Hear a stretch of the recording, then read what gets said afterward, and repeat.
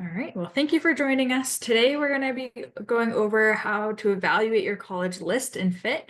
This is widely applicable content because you can be looking at this when you're building out your college list from the very beginning and saying, okay, how do I think of schools that are going to be good for me? And how do I narrow down the thousands of schools that are there for me? And how do I find those schools?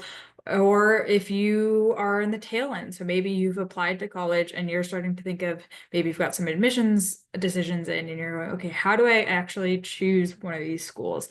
So tonight we're going to cover the different aspects that would make a school maybe a good fit for a student. So there's lots of schools in the US, over 3,000, and we like to say that there's not just one perfect school for you, there might be many, and not every school is going to be perfect and not every school is going to be awful. So how do you evaluate what might be a good fit school? My name is Marielle Starrett. I am an education and career specialist here with Granite Advance. And if you haven't heard of us before, we are a New Hampshire-based nonprofit that helps students find their direction and fund their future. So anything that's a future step oriented from fifth grade all the way up to retirement age. If you're looking to go back to school, if you're looking at trade and apprenticeship programs, whatever else it may be, we're here to help you. We do that in recorded content like this and webinars and presentations, as well as print literature. Our website has some really awesome resources on it. And we also have free one-on-one appointments where we'll sit down and talk to you about your situation and walk you through whatever step of the process you might be on. So let's dive right in. So how do you know if a school is a good fit, and why do we use the word fit? So like I said, there's a lot of schools out there, and there's this idea that you'll have a dream school, a perfect school, but there might be quite a few schools that kind of fit that mold. So how do you evaluate when you're on campus and you're touring and you're seeing these big, beautiful buildings and you go, okay, I love all of these campuses. How do I know if this school is actually going to help me reach my goals and be an enjoyable experience for the next 2 to 4 years? So the way that lots of folks like to think of it is academic, social, and financial, but I also think it's important to add personal. So these are the different kind of aspects and regions of the things you can start kind of reflecting on, considering about yourself, and then the resources that you have available to say, okay, what research can I do to see if this school meets this part of my needs? So the first one of these is personal fit. Everybody has a reason to go to college. If they are going to college, there's probably a reason you're doing that. What is that reason for you? Folks don't typically go spending tuition money on things that they don't know about. So what is that thing that's driving you to want to go into higher ed? What's your non-negotiable? What's the thing that you absolutely know you want to get out of your college experience? Maybe that's you want to be an RA, you want to study abroad, you want to rush a fraternity or sorority, you want to be on the volleyball team, you want to study anatomy with cadavers, you want to be able to have an internship in an archive and the history side of things, or whatever else it may be. Maybe you want to have a really great college roommate and just have that experience because you grew up with mentors in your life who loved their college roommate and they're still best friends, and you have a family camping trip every summer. So think of what might be the one thing that you're looking in for a school, and that can be your first filter. Maybe that's I want to go to school in New Hampshire. I don't want to go to school in New Hampshire. I want to go to school in New England, or I need to go, maybe you want to study marine biology and you want to be near the beach. All of those things. Think about like, okay, what's the one thing that I can't live without? And if a school didn't have that, I can't go there. That'll be your easiest filter, right? And then you can knock off all the schools that don't apply to that, or you can find schools, maybe it's only a few schools that meet that criteria, and then you can kind of start there. For every single school on your list, you should be able to come up with 3 reasons why you would go to that school. And you should be specific and they should be personal. So thinking of not something like, does my partner go to this school? Instead, maybe do they have your major? Maybe you have food allergies that they can accommodate or things like that. Or I am close to the beach for marine biology, or I can walk to my campus at my classes and I feel like that's a reasonable distance, or there's guaranteed housing all 4 years, or I met somebody at an open house and I really enjoyed them, and or I spoke to a professor. Whatever those things are, can you list 3 things that you know are reasons that you would actually want to go to that school. For me, I actually found out that one of the reasons that I went to the school that I ended up choosing was because they had a compost bin in their dining hall. And I cared about sustainability. That was a value that I held, and that school aligned with that value in that way. And I was like, okay, that's important to me, right? They don't have to be huge, lofty things. They can be small and specific. And then can you see yourself there? Can you envision yourself walking on these paths? Can you envision drinking your coffee in the library and studying, or having movie nights in your dorm common room, or whatever else it may be? And then start to ask yourself, this is an investment that you're making. How is this school going to return that investment to you? How are they going to help you reach your goals?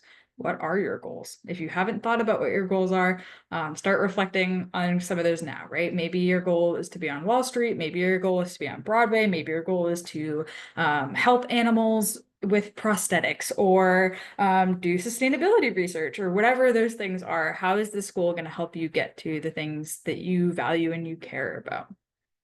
Some resources to help you with personal fit.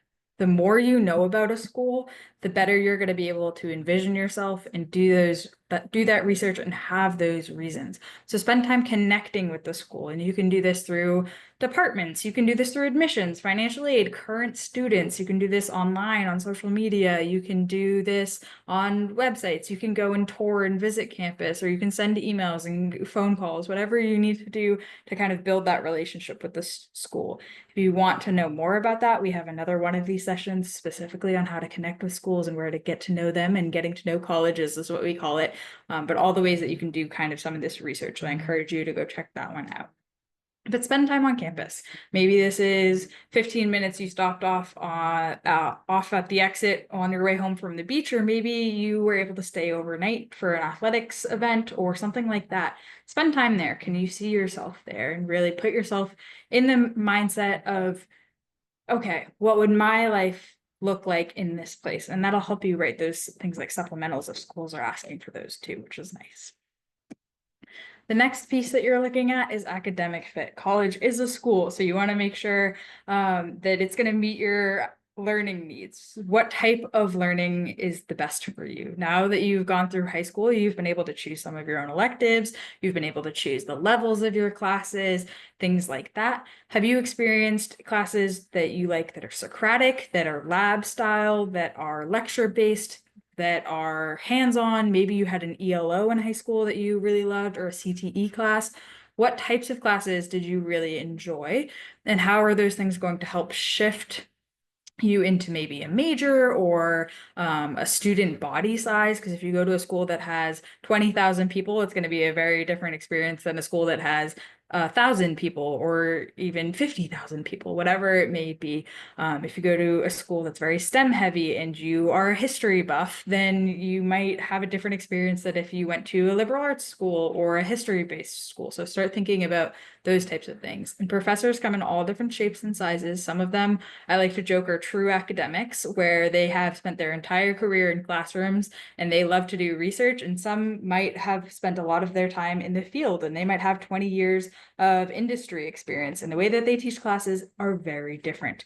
I personally had some marketing professors, one who was in the field most of his career and one who was an academic most of his career, and they both taught their classes very different. So spend some time. If you can connect with professors, do. Figuring out what type of person you want to learn from, what is their style, and then maybe you can even look at things like syllabi. Sometimes that's published publicly on their websites under course catalogs, things like that. And then ask yourself, how much support do you need, and what types of support do you need, and how is that going to change in a college environment? So when you get to college, it's a very different structure than your high school, right? You start to get a taste of it maybe your junior, senior year, where you get a little bit more autonomy over your course schedule. Maybe you have a morning off or an afternoon off, or you can get off campus for different times. College, you choose your own schedule, and you might have all your classes on Tuesdays and Thursdays and Monday, Wednesday, Friday off. Or maybe you have one class a day and that's 1 hour. Or maybe you have a class in a lab and then you're spending 2 hours in a classroom, and then you've got 22 hours left of your day, and you're like, okay, what am I going to do with your day? So think about what strategies do you need to help you stay organized, stay structured? If you have a 504 or an IEP, do you need any other additional support? Do they have academic advising centers? And for people who don't have or accessibility needs, but they might have never taken college level calculus, or you maybe have never written a English lit paper for college before, and you don't know how to do Chicago style for annotations, or you don't know how to do MLA 16 or 25 or whatever they're on, in this specific way that this professor's asking. Do they have a tutoring center? Do they have study groups that you can join? Do they have TAs? Are TAs the ones who are teaching the classes? Because those are often students, or are they running things like study groups, or are they the people grading? Does your professor know your name? Do you want them to know your name? Those sorts of things.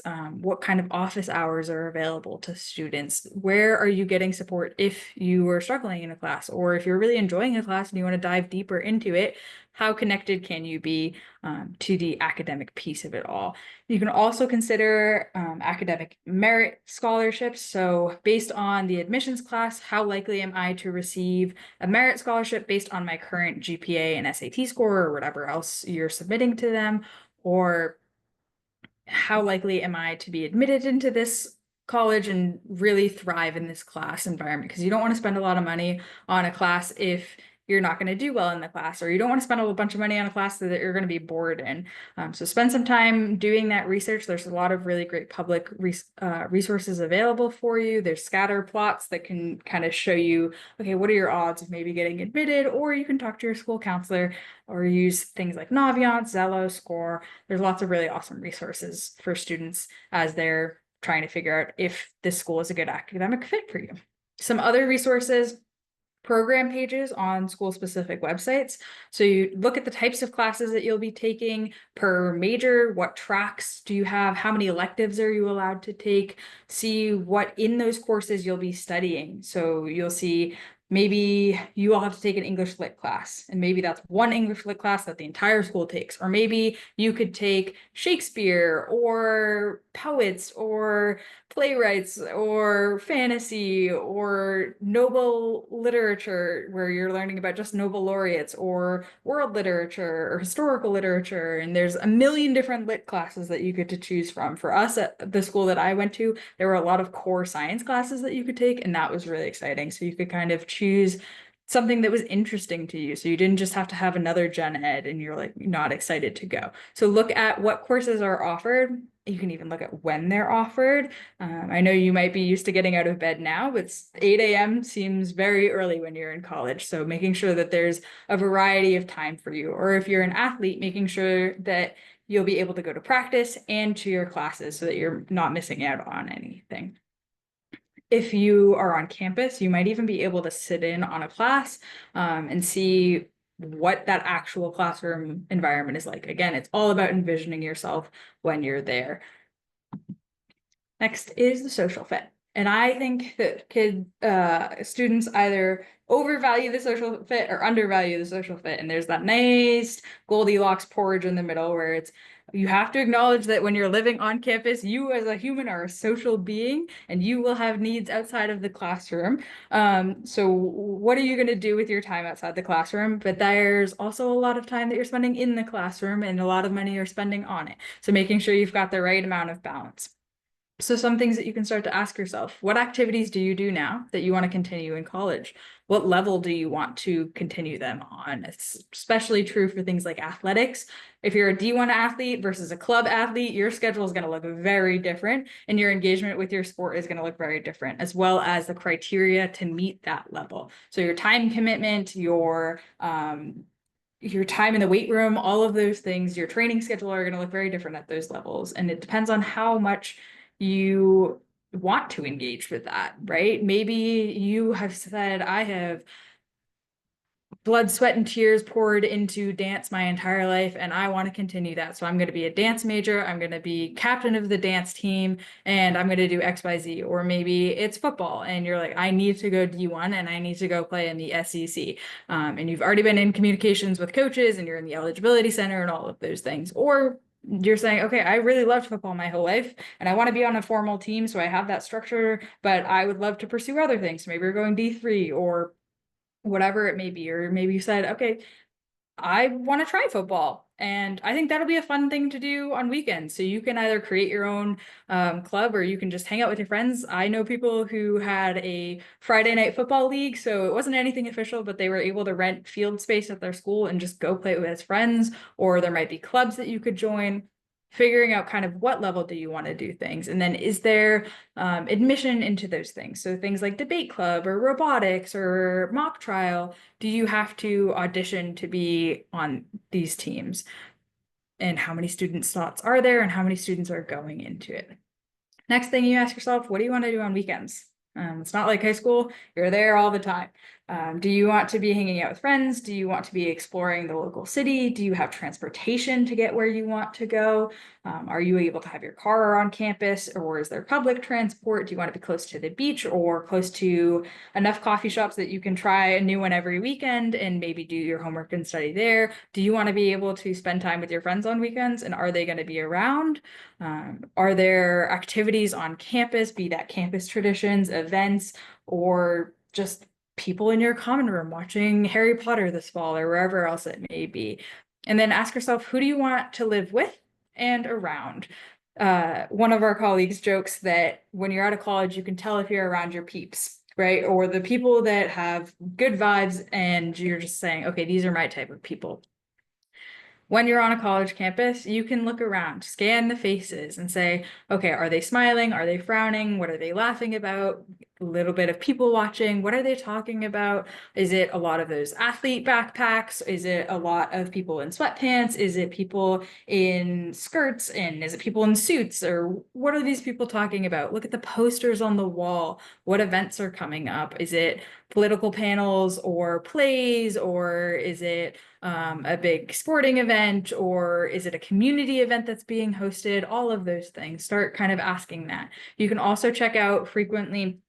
There's an admitted students page for colleges where you can see like class of, okay, what are we on now? 2026, 2030, class of 2030 for school name. And you can read people's bios. Where are they coming from? Are they from New Hampshire? Are there a lot of New England students here? Are they coming from all over the world?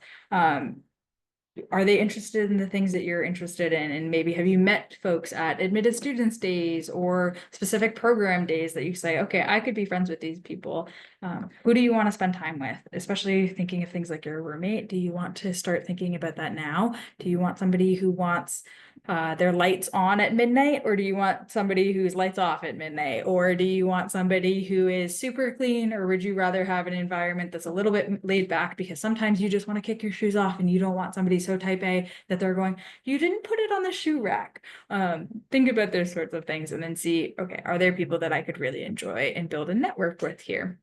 Some other resources for that on the website, you can check out the residence life page, check out the dorms, look at upcoming events, all of those things. Some things are going to be more posted than others. Social media can be a more organic and natural way to kind of find some of this information if you are on any social media.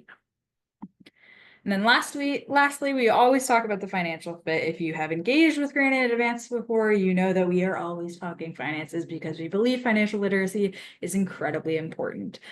So start thinking about what resources you have available to you now. Do you have a college savings account? Did you save up some money from your summer job this summer? Do you have some money that you could pay from maybe your after school job? Or do you have grandparents that are asking you for your Christmas list right now? And can you say, there's nothing I really need, but I would love if you would help me start saving for college in one way or other, or anything like that? Do you have people in your life who are willing to help support your financial journey?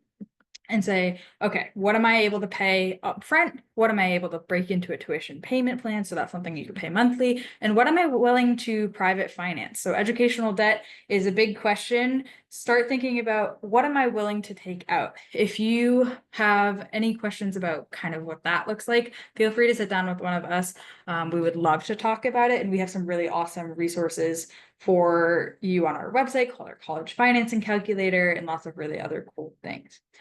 The other thing about paying for college is it's not just your savings account. It's not just the check you're writing in the beginning. There's financial aid available for you. Financial aid comes in a lot of different shapes and sizes, so much so that we have another one of these short form contents on how to just start planning for financial aid. And we have a nice long webinar on the financial aid process. And then we've got another one in the spring on how to pay for college. And we've got plenty of appointment types to talk about it.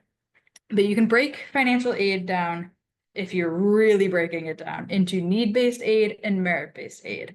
So that's aid that is given to people who just have high demonstrated financial need and there's not a lot you can change about that. That's their family's financial situation as demonstrated by financial aid forms. Or merit-based aid, that's anything that you've earned, deserved, done to achieve, right? So maybe community service, leadership, athletics, artistic talents, your grades, things like that. You can sometimes see, based on a school's website, what aid they offer and at what levels. So some nice schools in New Hampshire have, you're an in-state student, you're an out-of-state student, your GPA is XYZ, you can anticipate that your merit scholarship might be around X amount. Of course, those are all estimates. If you want a slightly more tailored estimate to you, every school in the United States is required to have a net price calculator posted on their website where you put in your family's financial situation data as well as your merit-based data, and it pumps out an estimate of what your financial aid may look like. Again, these are all estimates. You won't know until you get those financial aid award letters from schools, and at which point you sit down, you start comparing them. You sit down with one of us, we'll help you do that.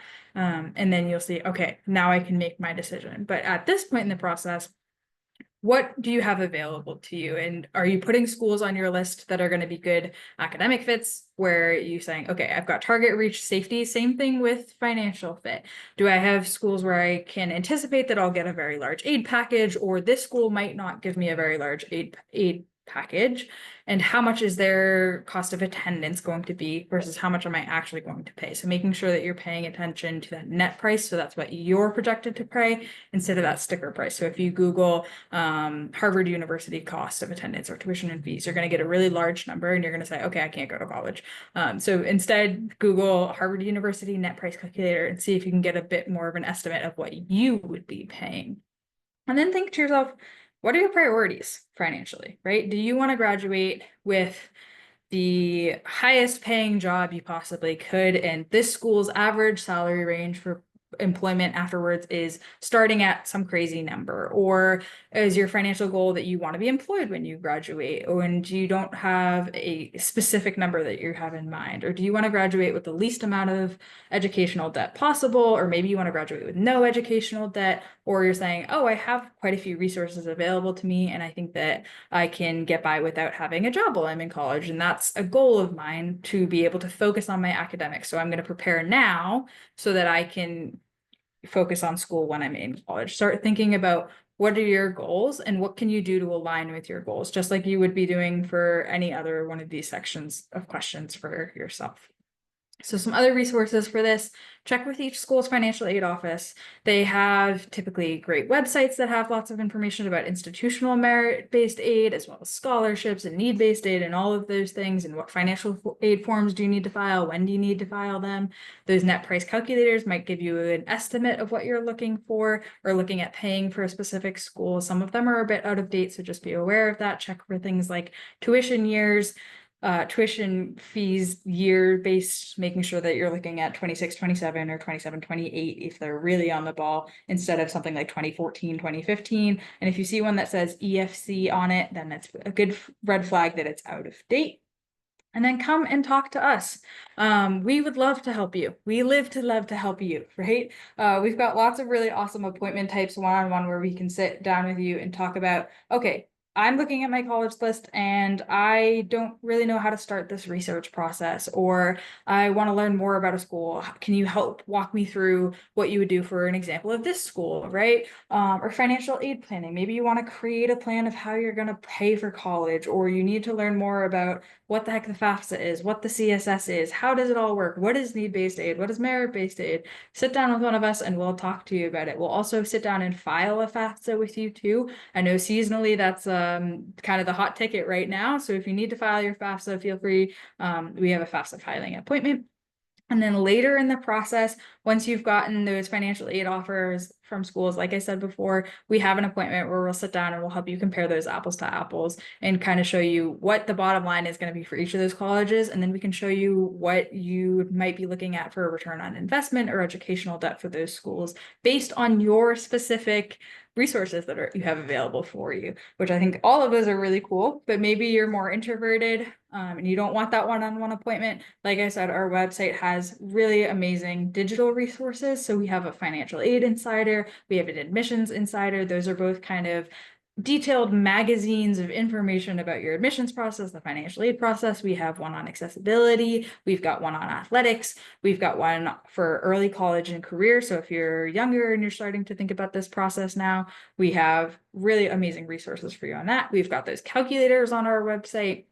We've got resources on 529 plans. We've got resources on planning for gap years. Our blog is full of traditional and untraditional pathway stories of what we were looking for in college and how that prepared us for our future in one way or another. We also have some really amazing social media pages. They're putting out tips and tricks and reminders for things like scholarships and all of those wonderful things. So feel free to give us a follow on those. I know quite a few of our handles are at Granite Advance, but I'm not positive that that's all of them. But if you use the QR code that you can see on the far right of your screen, that brings you to our contact us page on our website, which will have all of that information. We also have a phone line that is monitored from 8 to 5 every day, as well as an email where you can send any questions, be them shorter, longer, whatever else you need. We're here to help you. And I know it's a big process, but thank you for being here tonight and learning a little bit more about it.